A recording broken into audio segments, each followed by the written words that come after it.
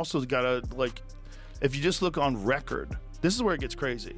If you just look on record of accomplishments against champions, you kind of have to put Alex Pereira already in the conversation of potential greatest of all time. They got how scary he looked in the crowd. You got that fucking deathless, bro.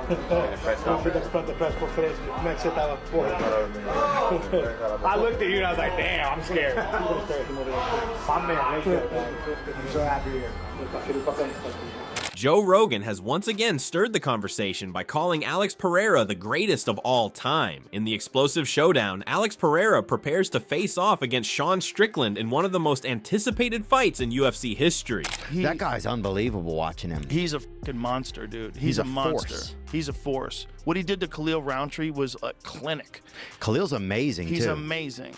To do that to a guy like Khalil, like, that was a clinic in, like, elite world-class MMA. And at first, the first 2 rounds, you're like, what is this like? What's going on? Yeah. Khalil's in it. They're both in it. But then you start to see that Pereira's hunting. It's like this hunting. Yeah, the pressure never ends. Rogan praised Pereira's dominance, excellent fighting style, and knockout power that have made him a standout in the middleweight division. By labeling him the GOAT, Rogan recognizes Pereira as one of the most talented and dangerous fighters in UFC history. So he's standing in front of you, and when he kicks, there's no movement of his shoulders. He's just throwing these kicks out, and they land. And they're not as hard as if he put his whole body into it, but it's hard enough where you're like, oh no. And you get hit with a couple of those, 3, 4, 5 of those. All of a sudden, you're like, I can't walk anymore. And now he's hunting you, and he's hunting you. See, I would put him already in the conversation. I don't think he's better than John Jones, greatest of all time, but I already put him in the conversation as a potential greatest of all time nominee. Joe Rogan recently praised Alex Pereira for his exceptional speed and unique fighting style, highlighting how these qualities set him apart in the UFC. Rogan analyzes that Pereira's ability to close distance quickly and land powerful strikes is a key factor in his dominance inside the octagon. With his lightning-fast reflexes and precision, Pereira's style continues. He moves like a snake, like he pulls back and then he strikes forward. He pulls back. He's a master at just getting right outside of your shots, and then his shots are coming in right behind him. And he operates at his own speed. He's almost like Alvin Kamara is a football player that does that. He operates at his, it's a speed you've never seen. It looks normal, but it's different. Well, it varies a lot too. Like sometimes he moves fast and sometimes he moves slow. It's very hypnotic. Yes, it's hypnotic. It's also unique. He's got a unique frame, so he kind of looks, he moves different on design. Wow. Like he doesn't switch his hips when he throws kicks. Sean Strickland took a jab at Alex Pereira, mocking him by saying, "If I touch him, he will die." His remarks are a clear shot at Pereira's reputation for devastating knockout power and Strickland's confidence in his own striking abilities. Known for his fearless and often brash persona, Strickland's words are sure to stir the pot, adding fuel to the already intense rivalry between the two fighters. Here's the thing, you guys, about Alex. I could spar Alex, and I could go point for point, and, you know, I could hit him. I could kick him. Strickland rematches middleweight champ Dricus du Plessis in February. 8 headliner at Kudos Bank Arena in Sydney. Extreme Couture head coach Eric Nixick revealed that Strickland's former opponent, UFC light heavyweight champion Alex Pereira, will corner him for his title fight. Pereira knocked out Strickland in the first round at UFC 276, but the pair have since linked up and trained together. Nixick stated, "We will have Alex Pereira in the corner, so dropping the news right now. He's a good friend of Sean. He's a great training partner. Obviously, these guys have fought, but after the fight, I think it takes a man to go and learn from the guy who caught you with something." Speaking about their strong bond and past training experience, Nixick highlighted how Strickland helped Pereira prepare for Khalil Roundtree, and now Pereira is returning the favor. He expressed, "These guys trained with each other a ton. Sean went up there to help him get ready for Khalil Roundtree, and I love having him, man. It's great energy. So we just talked yesterday. We were gonna have the 4th, and it was gonna be Alex, so I can't wait to have him." Strickland will attempt to regain his middleweight title from du Plessis, who dethroned him by a split decision in a closely contested battle at UFC 297 last January. This, to me, tells me that Pereira and Strickland are building a relationship that's very strong. Why? Because we already know that Alex Pereira has a fight on the books, Las Vegas, UFC 313. Alex Pereira is going to be fighting a guy who could be his most formidable opponent because of the style. But what we also have to take into effect is that Pereira feels that his relationship with Strickland is so strong that he's willing to travel across the world. Daniel Cormier predicted that Alex Pereira is taking a dangerous risk by cornering Sean Strickland ahead of his own fight at UFC 313. According to DC, Pereira has a huge challenge ahead, possibly his most formidable opponent, yet he is willing to travel across the world to be in Strickland's corner. It seems dangerous. It seems risky for Alex, knowing everything that goes into a training camp and how hard that travel can be on your body. Trust me, guys, it is a risk. Cormier warned that such travel can be physically exhausting and may negatively affect Pereira's training camp. The time zone changes, jet lag, and overall fatigue could impact his preparation for UFC 313. However, despite the risks, DC acknowledges that Pereira has proven time and time again that his approach works. Now, one thing I won't do is question Alex. I'm done. Because he has proven it time and time again that whatever he is doing is right.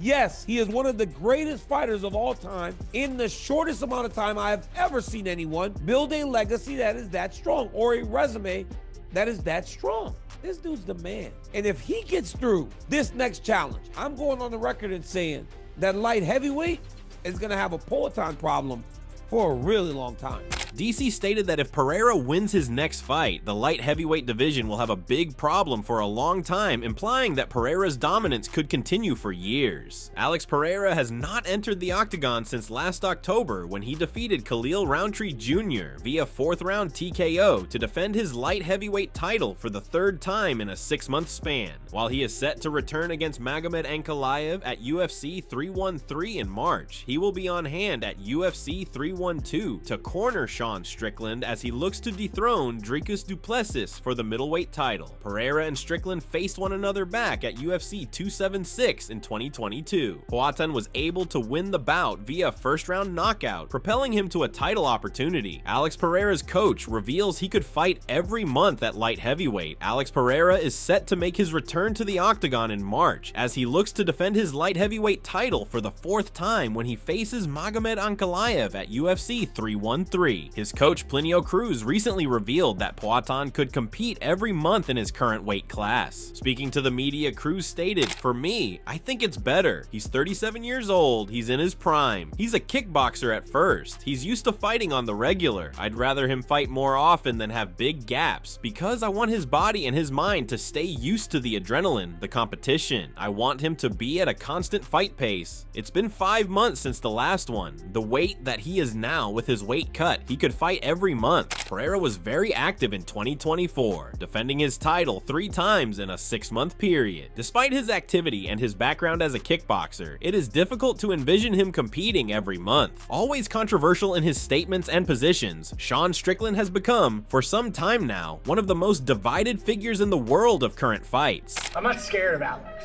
Of course. But the problem is really stupid. Like he has to do like what he did against Izzy. Like if you gave me one free shot and you said give everything I can, I'm not knocking him out. But you do that to Alex, everybody on the roster is going to sleep. Because I feel like me and Alex kickboxing, we go toe to toe. But I just know that no matter what the I do, he's gonna eat it, and if he just touches me one good one, good night.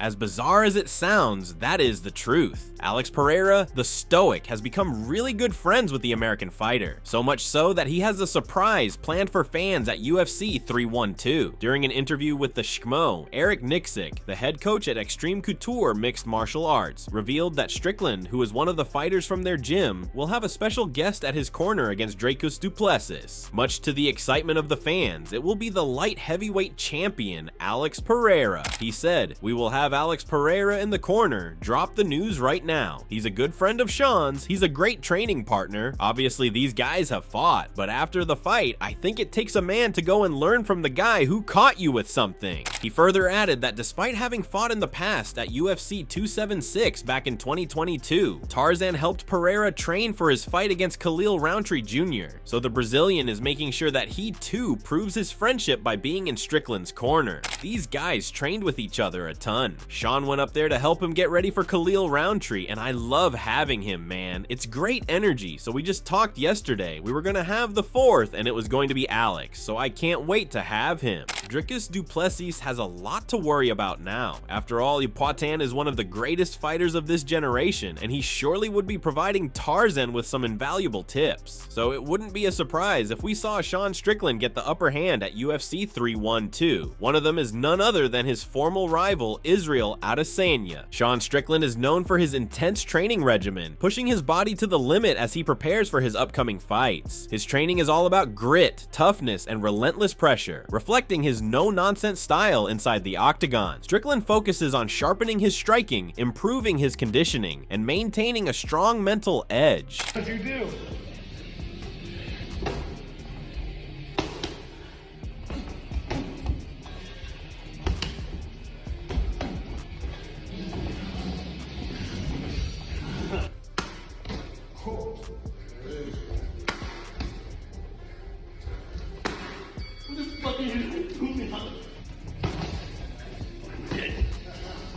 Meanwhile, Dricus du Plessis is confident he can top Alex Pereira's finish of Sean Strickland. Du Plessis challenges Strickland for his middleweight title in the UFC 297 headliner January 20 at Scotiabank Arena in Toronto. DDP pointed out that fighters who allow Strickland to dictate the pace often end up losing, as he constantly moves forward, controls the tempo, and makes opponents hesitant. He specifically referenced Israel Adesanya's loss to Strickland, noting that Adesanya got caught in Strickland's rhythm and struggled to break free. Strickland fell victim to current UFC light heavyweight champion Pereira's signature left hook in July 2022, and du Plessis will be hunting for his chin, even though he knows it will be tricky. Du Plessis stated, "His defense is ugly, his defense is very weird, but it's effective. I think he deflects shots beautifully, and I think irritating is a good style. He's just always pushing something out there, and it's such a different style." So the silver lining of 2 back-to-back fight camps, I'm in really fucking good shape. Let's fuck.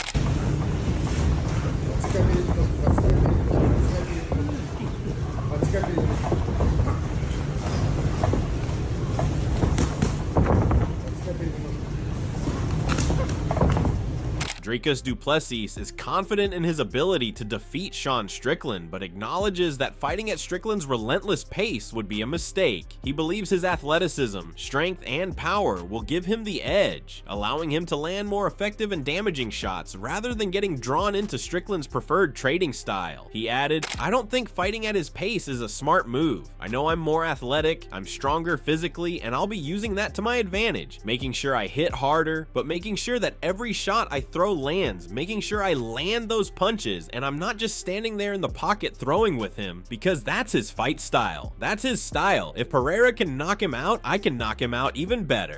Strickland stunned the masses when he put on a clinic on Israel Adesanya to claim the middleweight title at UFC 293, but du Plessis plans on imposing his will on Strickland. Dricus du Plessis is ready to make a statement as he confidently declares that when he faces Sean Strickland, it will be all about imposing his will and fighting his fight. Du Plessis said, "Sean Strickland did what Sean Strickland does against Israel, and it works for him, and that's great. Styles do make fights, so it works for him, but I have my style of fighting, he has his own style of fighting, and in our fight, it's going to be the guy who imposes his will and fights his best. That's going to be the winner, and that's going to be me." However, the rivalry between Alex Pereira and Israel Adesanya dates back to when they competed in kickboxing. In this sport, the fighters faced each other twice, both won by the Brazilian, one of them by knockout. In MMA, there were 2 more matchups under the UFC banner, with 1 victory for each side. The last time they met, it was the last stylebender who got the upper hand. However, since the last fight between them in the UFC, the animosity that seemed to fuel their relationship in the past seems to have come to an end. Both Adesanya and Poitin seem to have ended their rivalry and have even made it clear publicly that they have no intention of facing each other again. In fact, the Nigerian, in an interview with the the website MMA Fighting opened the door to training with Poten in the future. It would be just like he did with his former Australian rival Robert Whittaker. On their long-standing rivalry turning into a productive partnership, Izzy said, "Yeah, definitely down the road. Me and Alex, I've already said I got what I wanted from that fight. I think the MMA world just gets greedy and tries to ruin a good thing because they want more. Never knowing when to quit. That's why you shouldn't gamble. But yeah, eventually it will, but right now it's not that time." Michael Bisping gave his prediction for the UFC Saudi Arabia main event bout between Israel Adesanya and Nasruddin Imavov. Saturday's UFC Fight Night card in Riyadh. Saudi Arabia is headlined by a middleweight clash between former two-time title holder Israel Adesanya, 24-4, and fifth-ranked Nasruddin Imavov. Adesanya will enter the octagon on February, one coming off back-to-back losses for the first time in his career, while Nasruddin will make the walk to the cage inside A&B Arena, riding a 3-fight winning streak. In a YouTube video, former middleweight title holder Michael Bisping provided his analysis of the matchup and ultimately gave his prediction on the outcome. Bisping said on his YouTube channel, he added, "Israel Adesanya, the former middleweight champion of the world, who has lost 3 out of his last 4 fights. That's a far cry from when Israel Adesanya was on top of the world. Like I said, he's lost 3 of his last 4. Granted, there's no shame in his losses."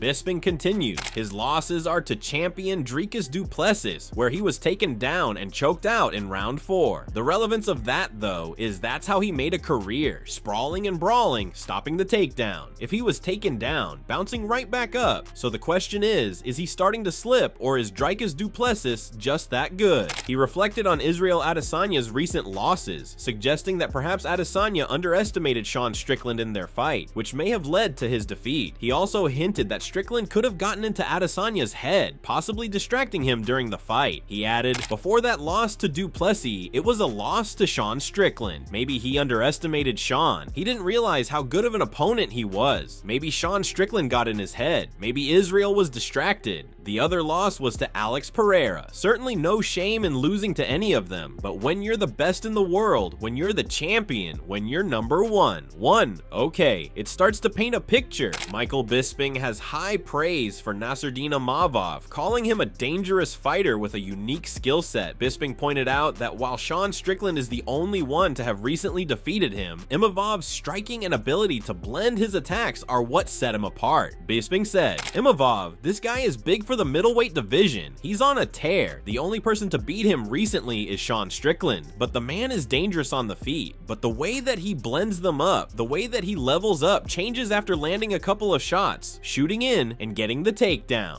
Michael Bisping pointed out a potential concern for Israel Adesanya's future fights, particularly in light of Dricus du Plessis' success against him. He said, "He's very effective at it. If Dricus du Plessis was able to do that, whereas in the past people couldn't do that, then that's going to be a little bit troubling if you're putting money on Israel Adesanya." Michael Bisping predicts Israel Adesanya will be the winner. Things considered, Bisping believes the former two-time champion will emerge victorious against Imavov in Saudi Arabia. "I think Izzy is going to come back. He said the middleweight division is boring without him. He said he's here to insert some entertainment and make the middleweight division great again. He's going full MAGA on the middleweights," Bisping said. Bisping believes Adesanya will utilize his jab, adjust his stance, and fight smart, but also noted that Adesanya is likely feeling frustrated and embarrassed after losing 3 of his last 4 fights. He added, "Will he beat Nasruddin Imavov? I will say this, more than likely Israel Adesanya gets a decision. I think he uses the jab, I think he lowers his base, and I think he's a little bit pissed off and a little bit embarrassed." Your pride takes a hit when you've lost 3 out of your last 4, and you see the middleweight division moving along without you. That's the part that really hurts.